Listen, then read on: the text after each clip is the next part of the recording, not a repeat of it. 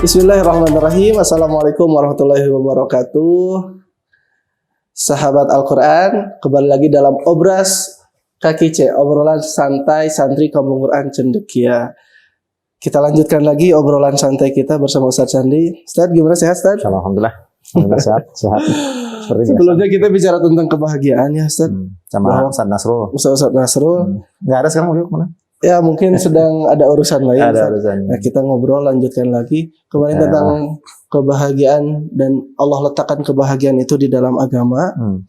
Nah, kemudian kita lanjutkan agama itu apa saja sih gitu kan? Amalannya apa saja gitu.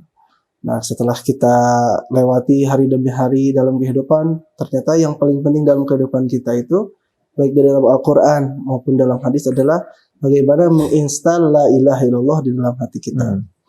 Nah, itu gimana Ustaz tentang la ilaha illallah? Bismillahirrahmanirrahim. Alhamdulillahirabbil alamin wassalatu wassalamu ala sayyidina Muhammad wa ala alihi wa ashabihi wa man tabi'ahum bi ihsanin ila yaumil din wa ba'd.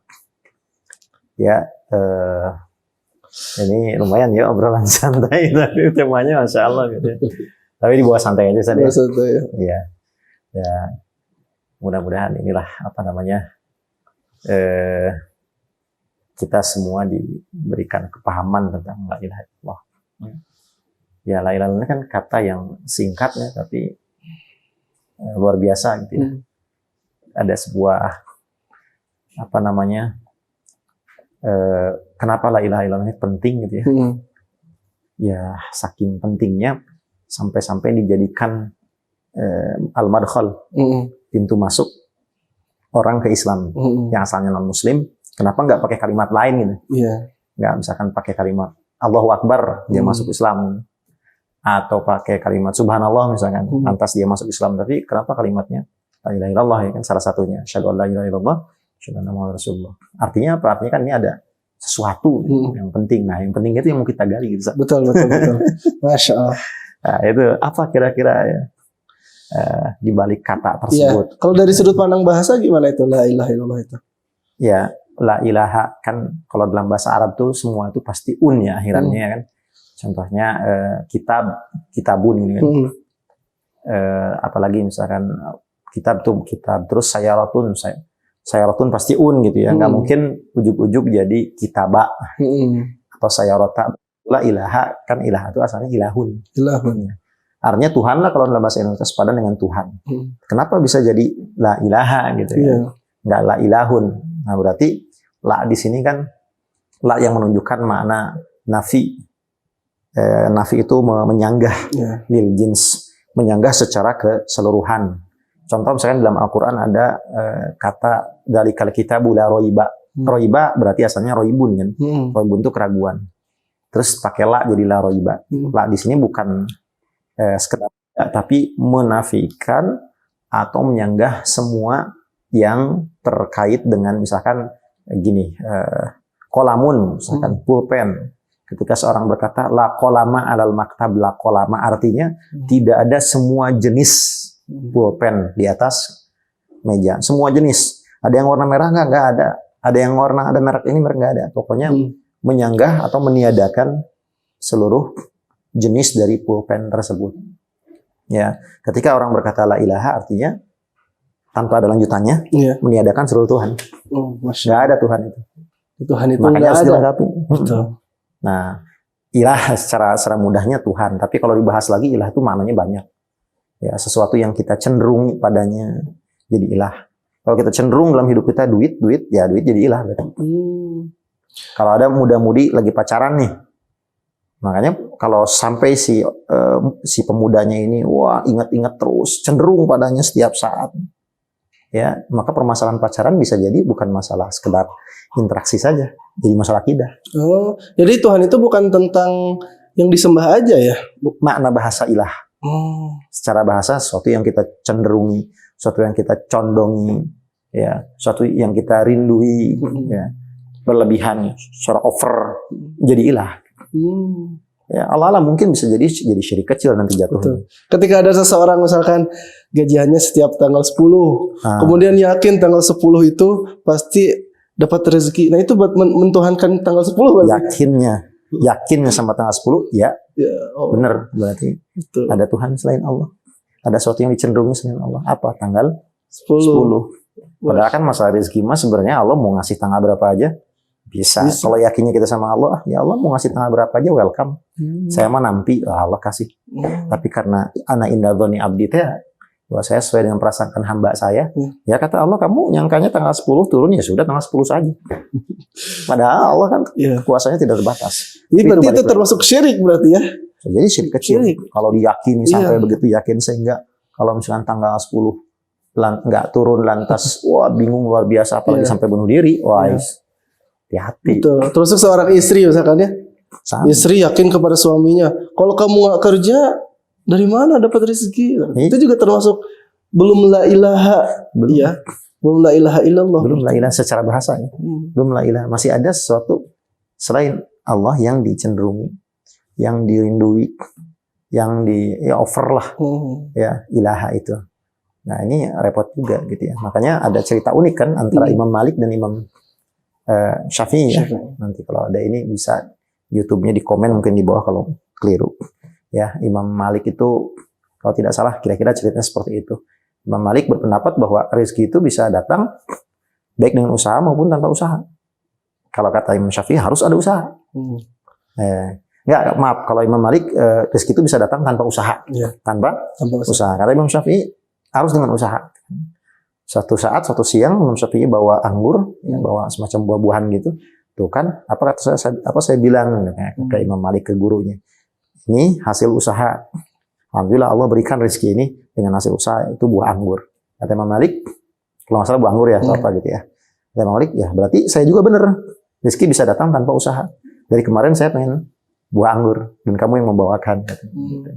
Jadi artinya kalau kita disimpulkan di sini ya, rezeki itu kan, yang namanya rezeki itu terkait dengan kehendak Allah.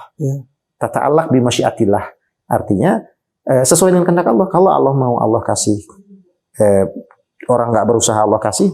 Kalau Allah mau, ya Allah bisa kasih tanpa usaha. Betul. Kadang-kadang ada orang ongkang-ongkang kaki doang, modal YouTuber-an cuma satu video jadi viral, kayalah dia misalkan.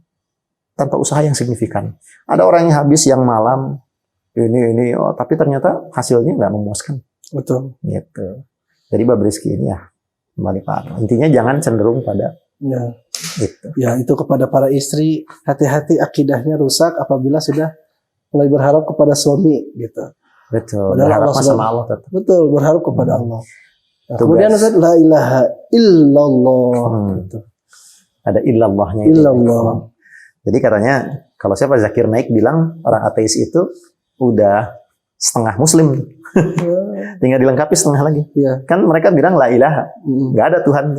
Tinggal nambahin. Illallah, udah mereka muslim. Betul. Sayangnya mereka baru setengah.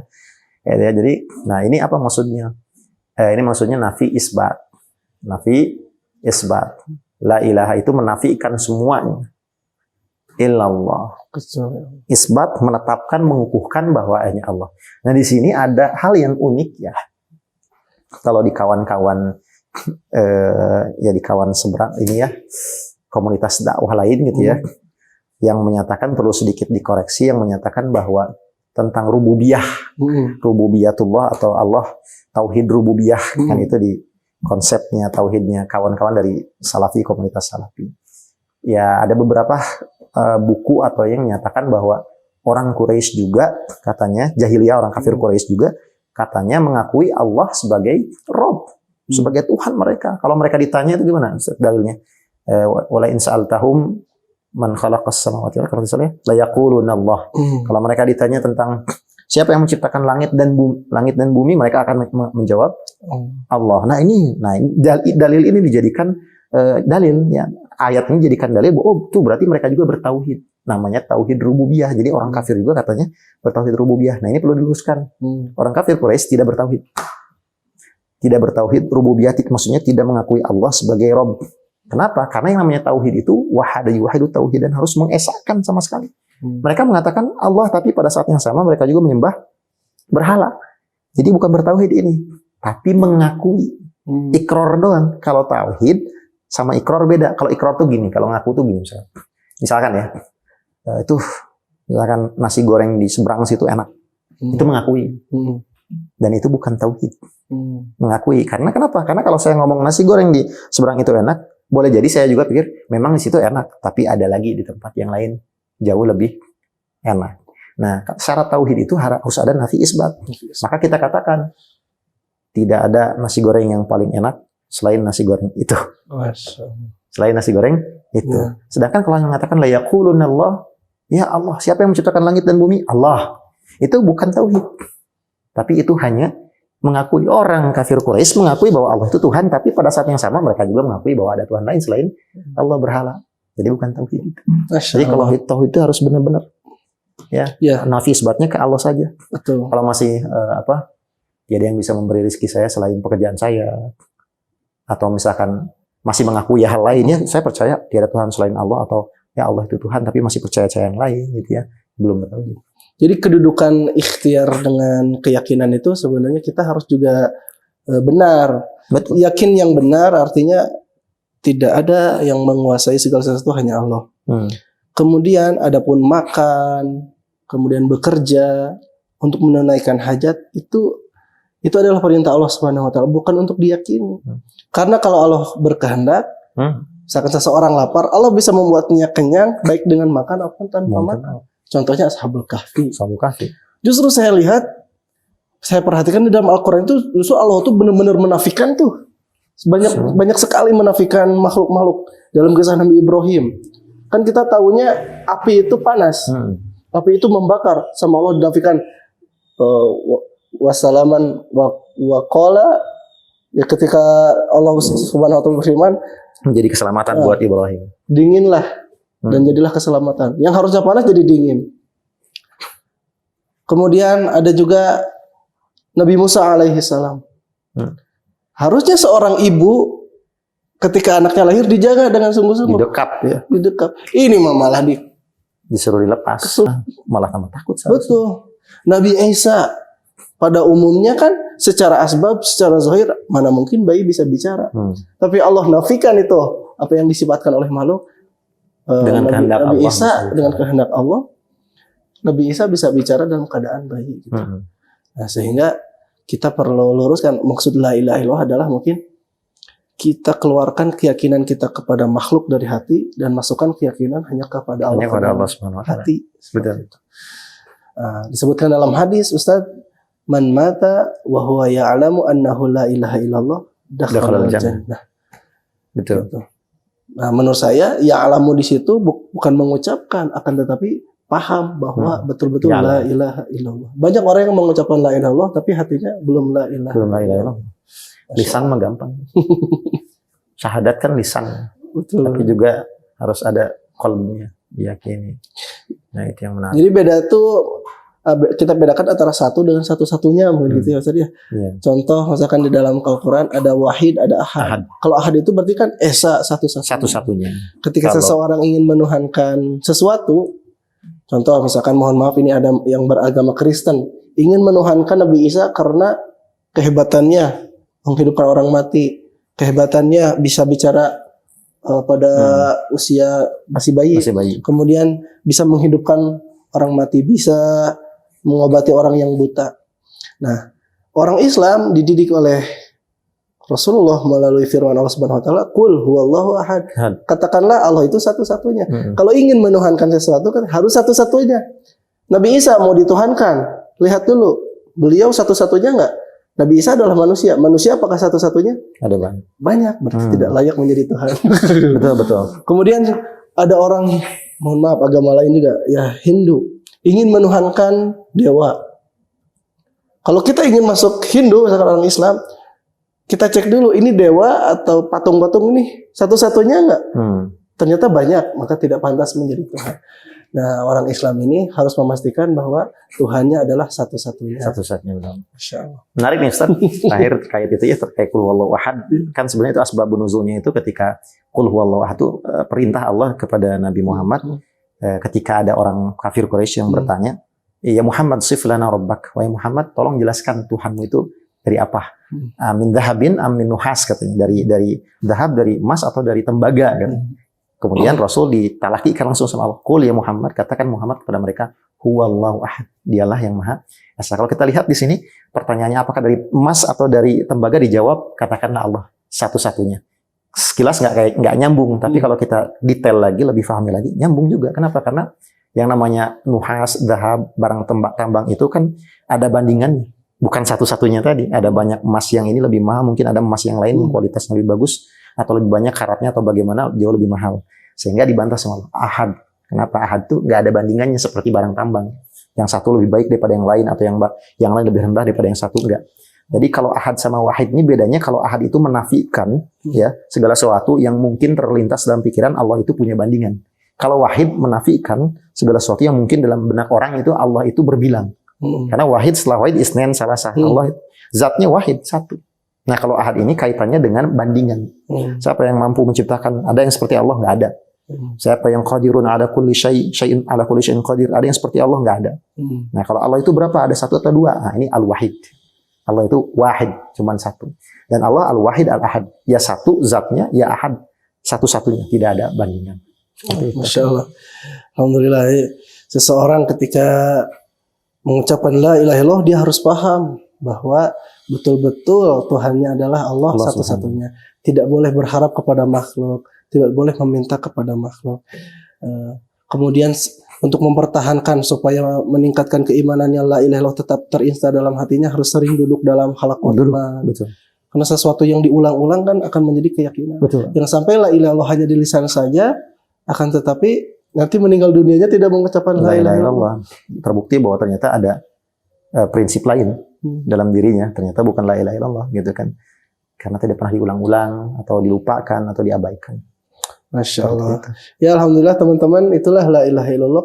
Tapi la ilaha illallah ini bukan berarti kita ya sudahlah, sesuatu sudah Allah kehendaki, sudah diatur sehingga kita nggak ngapa-ngapain, nggak usah kerja, bukan. Nah, syahadat kita itu tidak sah apabila tidak mengucapkan Muhammadur Rasulullah. Nah, disitulah fungsi Rasulullah untuk memberikan contoh kepada kita. La ilaha illallah adalah keyakinan yang benar. Muhammadur Rasulullah adalah bagaimana kita hidup teladan dalam kehidupan.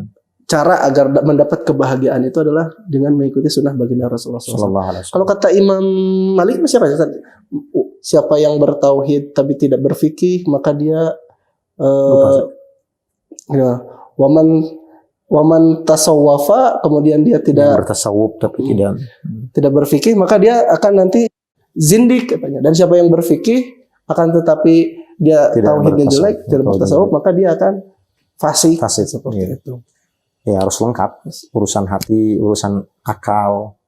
Ya fikih itu kan wilayahnya wilayah akal kebanyakan, prosedural, aturan. Tapi butuh juga sesuatu yang mengisi hati. Apa itu? Gitu. Jadi zaman dulu itu ada juga ya Ustaz, sekelompok orang yang meyakini bahwa sesuatu itu diatur oleh Allah sehingga kita tidak bisa berbuat apa-apa. Ada Jabariyah namanya. Jabariyah dan itu dimentahkan. Jadi kalau Ahlus Sunnah wal Jamaah tidak mengakui itu, karena sejatinya kita tidak seperti boneka yang dimainkan, enggak. Kita punya kekuasaan, cuman terikat tetap dengan takdir. Nah, masalah takdir itu sebetulnya pernah Rasul menyampaikan tentang ya semuanya sudah ditentukan, kata Rasul. Ada sahabat bilang, kalau memang sudah ditentukan berarti kita nggak usah beramal. Tidak seperti itu. Ya malu, beramal saja. Kullun muyassarun lima khuliqa lahu. Setiap orang akan dipermudah menemui takdirnya sendiri. Artinya begini, apa dari hadis Nabi ini? Bahwa takdir itu wilayah Allah. Yang jadi wilayah Allah, biarkan wilayah Allah. Kita nggak usah kecampur. Wilayah kita mah realita. Realitanya saat ini gimana kita? Udah sholat belum? Kalau belum sholat ya jangan ngarep surga gitu. Mabok-mabokan masih, atau misalkan naudzubillah mencuri atau apapun itu, jangan perhatikan wilayah Allah. Biarin saja. Realitanya bagaimana? Udah menempuh belum jalan untuk surgain lah gitu. Jalan yang menuju surga. Kalau belum berarti Allah alam gitu. Jadi wilayah kita hanya realitas. Serahkan wilayah Allah, takdir. Jadi tahapannya adalah kita la ilaha illallah. Sesudah soleh jangan juga menuhankan amal ya Ustaz. Jangan, tawakalnya jangan sama amal. Masya Allah, teman-teman semuanya, alhamdulillah kita sudah sharing sesi kali ini. Kita akan lebih dalam lagi nanti membahas tentang kunci-kunci kebahagiaan. Nah, kunci pertama adalah bagaimana menginstal la ilaha illallah di dalam hati kita sehingga pintu-pintu kebahagiaan yang sebenarnya itu akan terbuka kebahagiaan hakiki itu akan menjadi sesuatu yang bisa kita raih baik di dunia